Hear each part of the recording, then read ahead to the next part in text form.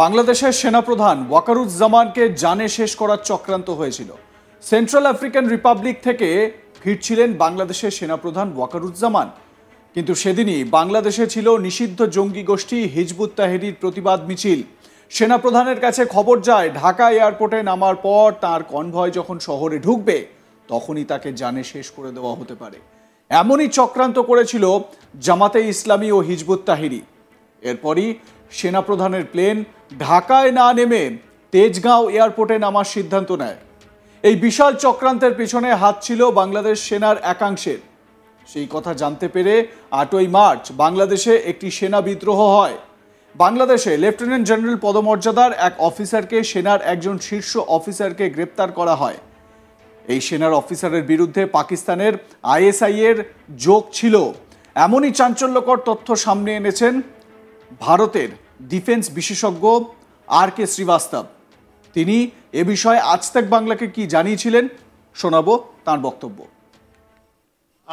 গত রাত্রি 8 তারিখে রাইট ওখানে সেনা বিদ্রোহ হয়েছে, বাংলাদেশের সেনা বিদ্রোহ হয়েছে। আর একটা অনেক বড় অফিসার বাংলাদেশের আর্মি উনি গ্রেফতার হয়েছেন, ওয়াকুরুজ্জামান ওনাকে গ্রেফতার করেছেন। রাইট, এটাই সব থেকে ওখানে আপনি জানতে পারেন ওখানে একটা জেনারেল, 5টা লেফটেন্যান্ট জেনারেল, 56টা 56 মেজর জেনারেল আছেন। রাইট, ওর মধ্যে একটা বিদ্রোহ হলো এন্ড গতকাল একজন লেফটেন্যান্ট জেনারেলকে গ্রেফতার করা হলো।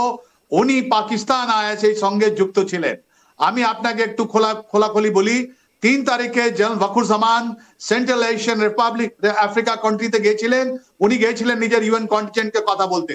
আর ওখান থেকে যখন আসলেন 7 তারিখে আপনারাও দেখেছেন ওনার প্লেনটা কিন্তু ঢাকায় নামতে দেওয়া হয়নি। উনি তেজগাঁও গিয়ে ওনার প্লেনটা নেমেছেন। কেন যে ওনাকে বলা হয়েছিল যে এই হিজবুত তাহরির আর এই যে জামাত ইসলাম যেটা প্রসেশন করছে ওনার কনভয়েটা ঘিরে ওনাকে মেরে দেবে। ওনাকে মারার জন্য একটা চক্রান্ত 7 তারিখে আনফোল্ড হলো। তাই জন্য জেনারেল ওয়াকুরুজ্জামান জানতে পারলেন ওনার হাওয়াই সামরিক জাহাজ যেটা ছিল ওটা ঢাকা এয়ারপোর্টে না নেবে অন্য জায়গায় ছিল। স্যার, এই যে আপনি বলছেন যে ওয়াকারুজ্জামানকে মারার একটা ছক কষা হচ্ছিল, সেই ছকটা কারা কষছিল মূলত? কারণ এই মুহূর্তে দাঁড়িয়ে ওয়াকারুজ্জামান বাংলাদেশের একটা বড় ফিগার, সেটা অস্বীকার করলে চলবে না। আপনি এটা দেখুন 21 তারিখে 21 জানুয়ারিতে দেখুন পাকিস্তান আইএসআই টিম এসেছিল বাংলাদেশে 21 জানুয়ারি 2025-এ। ওনাদের quarter master general lieutenant general Fazlur Rahman উনি ওনাদের সঙ্গে দেখা করেছিলেন। ওর কোনো অ্যাপ্রুভাল ছিল না। উনি আউট অফ দ্য ওয়ে, মানে নিজের কাজটা ছেড়ে ওই আইএসআই সঙ্গে ইন্টারঅ্যাক্ট করতে গেছিলেন, ওনাকে বলতে গেছিলেন আমি আছি। আর আপনি যদি মেজর লেফটেন্যান্ট জেনারেল ফজলুর রহমানের যদি কথাটা শোনেন, উনি অলওয়েজ একটা মৌলবাদী নিয়ে উনি কাজ করেছেন। ওনার লিলিং যেটা ছিল জামাতের তরফ থেকে ছিল এটা সবাই জানতো।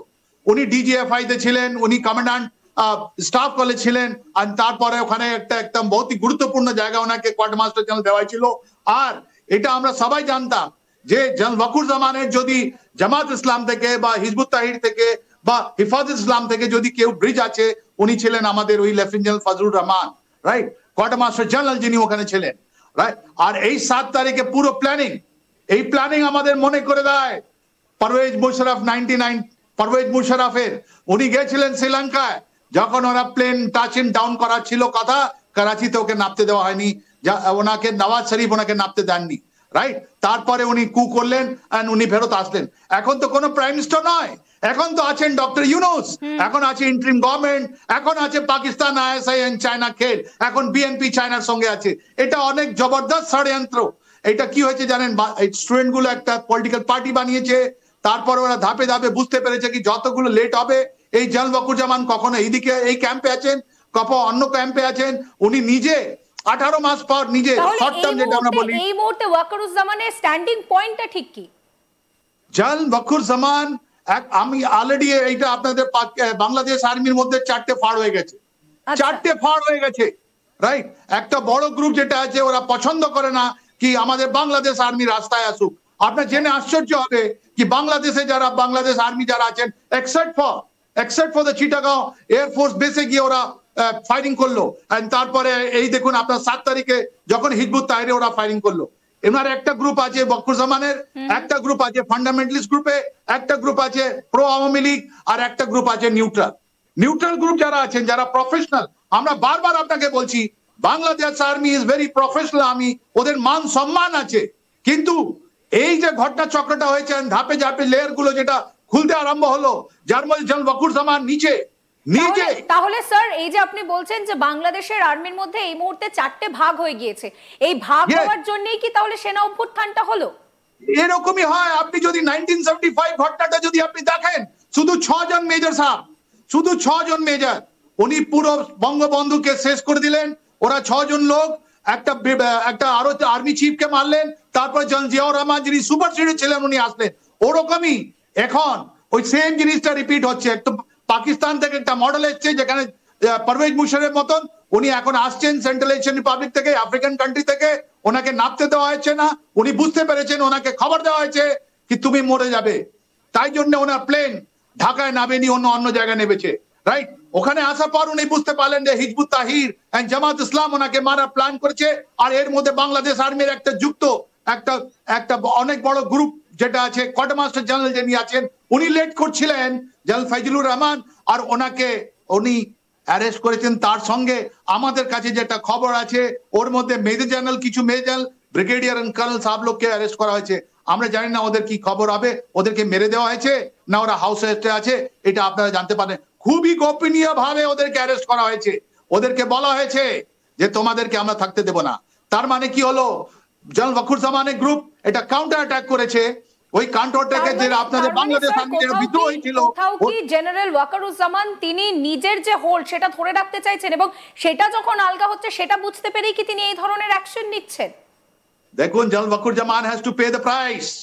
জেনারেল ওয়াকুরুজ্জামান যে 3 তারিখ থেকে 5 আগস্ট পর্যন্ত কি করলেন, উনি গাদ্দারি করলেন, উনি মির্জাফর, উনি শেখ হাসিনার সঙ্গে একটা ইলেক্টেড গভর্নমেন্টের সঙ্গে গাদ্দারি করলেন। আজকে ধাপে ধাপে বলা হচ্ছে কি $21 মিলিয়ন নিয়ে এই ছাত্রগুলো পয়সা দিয়ে কতগুলো লোক, 20 জন লোকের কাছে এই তো পয়সা 264 কোটি থেকে বেশি বাংলাদেশ টাকা ওরা পেয়েছে। তাই জন্য ওরা একটা নাম দিয়েছিল, একটা ডিপ ন্যারেটিভ, একটা ডিপ স্টেট খুলে গেল। ওর সঙ্গে ছিলেন জেনারেল ওয়াকুরুজ্জামান। উনি চাইতে এই ইনস্টেবিলিটি বাংলাদেশে আসতো না। দেরকে মারা হলো, ওখানে এত লোককে ঘর্ষণ করা হলো, এনার হাতে খুন আছে, এই ইউনূসের হাতে। আমরা জানতাম আগে থেকে কি নিয়ে মারা যাবেন। আমি তো বারবার বলেছি আপনাদেরকে আর সবাইকে বলেছি কি জেনারেল ওয়াকুরুজ্জামানের অপশন তো খুব কম আছেন। ওনার ফেট ওই জিয়াউর রহমানের মতনই হবে যদি উনি এখন যদি পালিয়ে না যান। ডিফেন্স বিশেষজ্ঞ বলছেন ওয়াকুরুজ্জামান যদি পালিয়ে না যান তাহলে ওনার অবস্থা খারাপ হবে। বাংলাদেশ সেনাবাহিনীতে 4টে ভাগ, যারা তার মধ্যে একটি ভাগ খতম করতে চায় ওয়াকারুজ্জামানকে। আপনাদের এ বিষয়ে কি মনে হয় জানাতে ভুলবেন না। দেখতে থাকুন আজ তাক বাংলা, সাবস্ক্রাইব করুন আমাদের ইউটিউব চ্যানেলটি, বেল আইকন প্রেস করুন নোটিফিকেশন পেতে।